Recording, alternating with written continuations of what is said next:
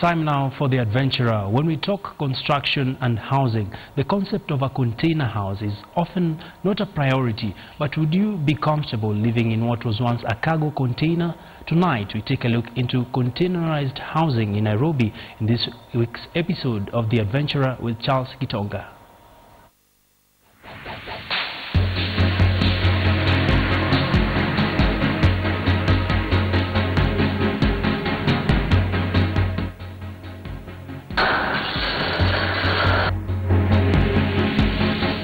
When you want to construct a house, you think of timber, iron sheets, brick and mortar, but probably not this, a cargo container.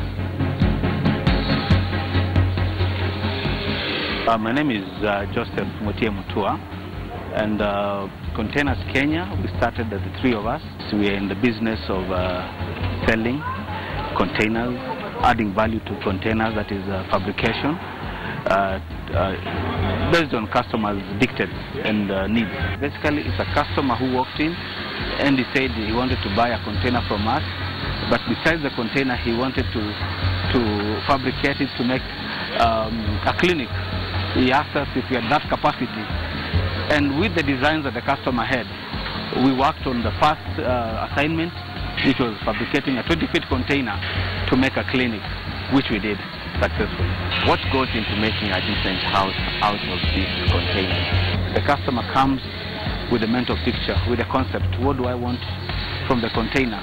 If it is a house, you'll ask for the drawings. Yeah? Now from the drawings, we'll give it to a technical man who will now fabricate the 40-feet container or 20-feet container to make what the client desires.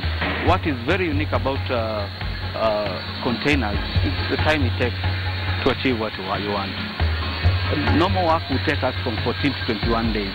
We have delivered. The cost compared to buildings, the costs are far much less.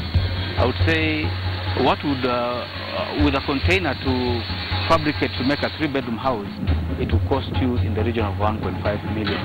A 1-bedroom house that will be made comfortably from a 1 by 40-foot container, that will cost you 750,000. This is a 40-feet container. From these 40-feet containers, we'll put them 2 containers side by side with a view of fabricating a 3-bedroom house. We'll cut the middle part. This is about 15 feet, yeah, and put them side by side. What you'll be walking through will be the living room. What you're seeing in my extreme right is one of the sitting rooms. The other sitting room will be there at the other end of the container. And the other end of the container will have another bedroom. That makes them 3 bedrooms. What you're seeing in my left here, this is where the washroom will be. You understand? From this end, we'll make a kitchenette area here at the back. Well, what you're seeing here, these are the MDF boards. We'll put this MDF board across the container, around the container. We'll put also styrofoam with a view to regulate the temperatures. So when it's very cold, you don't feel it. When it's very hot, again, you don't feel it. Yes.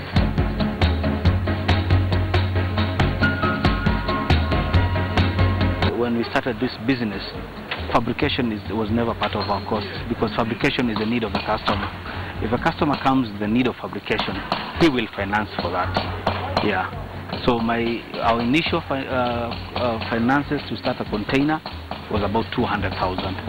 If Kenyans have a mind shift, they accept that you can have a house from a container, and it's not a quote-unquote a Mabati house. Yeah, because we associate Mabati house with low-class people or a measure of poverty. If people appreciate that you can have a decent house from containers, I believe we'll be able to do a lot of business.